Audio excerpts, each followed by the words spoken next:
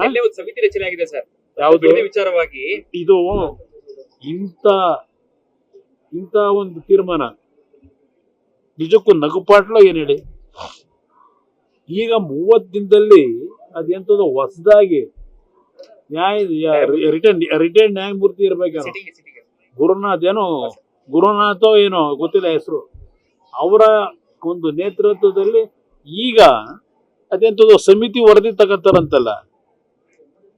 ನಾನು ಕೇಳಲಿಕ್ಕೆ ಬಯಸ್ತೀನಪ್ಪ, ನೀನೇ ಸದನ ಸಮಿತಿ ಮೆಂಬರ್ ಆಗಿ ನಿನ್ನ ಕಾಂಗ್ರೆಸ್ ಪಕ್ಷದ ನಿಮ್ಮ ಆದಿನಾಯಕಿ ಸೋನಿಯಾ ಗಾಂಧಿದು ಮಲ್ಲಿಕಾರ್ಜುನ್ ಖರ್ಗೆದು ಫೋಟೋ ಹಾಕೊಂಡು ಸದನ ಸಮಿತಿಯ ಸತ್ಯ ಶೋಧನಾ ರಿಪೋರ್ಟ್ ಅಂತ ಕೊಟ್ಟಿದ್ದೀರಲ್ಲಪ್ಪ 2006ರಲ್ಲಿ.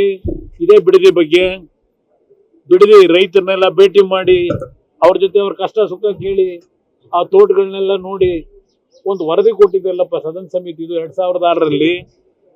ಆ ಸಮಿತಿ ರಿಪೋರ್ಟ್ ಏನ್ ಮಾಡ್ತೀರಿ ನೀವು ಕೊಟ್ಟಿರೋದು? ಈಗ ಇವ್ರ ತಗೊಂಡು ಏನ್ ಮಾಡ್ತೀರಪ್ಪ ಬಿಡದಿದು? ಏನಕ್ಕೆ ಮಾಡ್ಕೊಂಡಿದ್ದೀರಿ ಈ ಸದನ ಸಮಿತಿನ?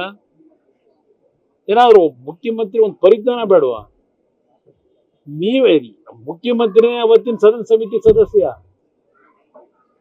ಆ ರಿಪೋರ್ಟ್ ನಾನೇ ನೆನ್ನೆ ಬಿಡುಗಡೆ ಮಾಡಿದ್ದೀನಿ, ಅವ್ರು ಏನ್ ಕೊಟ್ಟವ್ರೆ. ಈ ಸದನ ಸಮಿತಿ ಮಾಡಿ ಇವ್ರ ಏನ್ ತಗೋತೀರಿ? ಇದೇ ಗೋಪಾಲ್ ಗೌಡ್ರು ಇದೇ ನಿವೃತ್ತ ನ್ಯಾಯಾಧೀಶರು ಸುಪ್ರೀಂ ಕೋರ್ಟ್ನ ಅಲ್ಲೊಂದು ಬಿಡದಿನಲ್ಲಿ ಈ ಒಂದು 15 ದಿವಸದಿಂದ ಬೆಳಗಿನ ಸಾಯಂಕಾಲದವರೆಗೂ ಹವಾಲ್ ತಗೊಳ್ಳಿಲ್ವಾ? ಅದೇನೋ ಜನ ಕೋರ್ಟು ಅಂತೇಳಿ ಅವ್ರು ಕೊಟ್ಟವರಲ್ಲ, ಗೋಪಾಲ್ ಗೌಡ್ರು ಜನಗಳು ತೀರ್ಮಾನ ಕೊಟ್ಟಿದ್ದನ್ನ ಕೊಟ್ಟವರಲ್ಲ, ಅವ್ರ ರಿಪೋರ್ಟ್ ಮಾಡ್ಕೊಂಡಿರ್ಬೇಕು. ಗೋಪಾಲ್ ಗೌಡ್ರ ಹತ್ರ ಕೇಳಿದ್ರೆ ಆಗಿತ್ತಪ್ಪ, ಜನ ಏನ್ ಮಾತಾಡ್ತಾರೆ ಅಂತೇಳಿ. ಈಗ ಇನ್ನೊಂದು ಹೊಸ ಸದನ ಸಮಿತಿ ಮಾಡಿ, ಯಾಕೆಂದ್ರೆ ನಾನು ಮೊನ್ನೆ ನೋಡ್ತಾ ಇದ್ದೆ, ಹಿಂದಿನ ಇದೇ ಸರ್ಕಾರದಲ್ಲಿ ಕಾಂಗ್ರೆಸ್ ಸರ್ಕಾರದಲ್ಲಿ ಒಳ ಮೀಸಲಾತಿ ರಿಪೋರ್ಟ್ ತಗೋಬೇಕು ಅಂತೇಳಿ ಒಬ್ಬರನ್ನ ಸದಸ್ಯರು ಅಧ್ಯಕ್ಷರನ್ನ ಮಾಡಿ 86 ಕೋಟಿ ಪೇಮೆಂಟ್ ಆಗಿದೆಯಂತೆ. 86 ಕೋಟಿ ಕೊಟ್ಟವ್ರೆ ಒಂದು ಒಳ ಸಮಿತಿ ಒಂದು ರಿಪೋರ್ಟ್ ತಗೊಳ್ಳೋದಕ್ಕೆ. 86 ಕೋಟಿ ಆ ವ್ಯಕ್ತಿನ ಯಾರು ಮಾಡ್ಕೊಂಡಿದ್ರು, ಅದೇನು ಯಾವ ಸಮಿತಿ ನೋಡಿದ್ರು ಅವರೇ ಅಧ್ಯಕ್ಷರು. ಅದೆಷ್ಟು ಕೋಟಿ ಇಲ್ಲ ಅವರಿಗೆ, ಅವ್ರಿಗೆ ಎಷ್ಟು ಅವರಿಗೆ ಪ್ರತಿನಿತ್ಯ ಬೆಳಗ್ಗೆ ಎಷ್ಟು ಕೆಲಸ ಮಾಡ್ತಾರೋ ಗೊತ್ತಿಲ್ಲ. 24 ಗಂಟೆನೂ ಕೆಲಸ ಮಾಡ್ತಾವ್ರು, ನಿದ್ದೆ ಮಾಡದೆ ಅವರು. ಎಲ್ಲದಕ್ಕೂ ಅವರೇ ಯಾವುದೇ ಒಂದು ಸಮಿತಿ ಮಾಡಿದ್ರು ಅಧ್ಯಕ್ಷರವರೇ. ಸದ್ಯ ಇದಕ್ಕೆ ಅವ್ರನ್ನ ಹಾಕಿಲ್ಲ. ಸರ್, ಈಗ ಮುಖ್ಯಮಂತ್ರಿಯಾಗಿ ರಾಜ್ಯದಲ್ಲಿ ಸಾಕಷ್ಟು ವಿಚಾರಗಳಿದೆ, ಅದ್ರ ಬಗ್ಗೆ ಗಮನ ಹರಿಸಬೇಕು.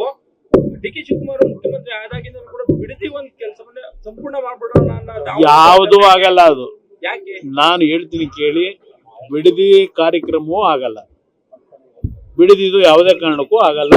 ಇದು ಸುಮ್ಮನೆ ದುಡ್ಡು ಹೊಡೆಯೋದಕ್ಕೆ ಯಾರನ್ನ ಕರ್ಕೊಂಬಂದು ಕೂರಿಸ್ಕೊಂಡು ಕಮಿಷನ್ ತಗೊಂಡು ಖಾಲಿ ಮಾಡ್ತಾರೆ ಅಷ್ಟೇ, ಏನೂ ಆಗದಿರ. ರೈತರು ಅಲ್ಲಿ ಬಹಳ ಬಿಗಿ ಆಗವ್ರೆ. ನ್ಯೂಸ್ ಫಸ್ಟ್ ನಿರ್ಭೀತಿಯಿಂದ ನಿಮ್ಮ ಪರವಾಗಿ.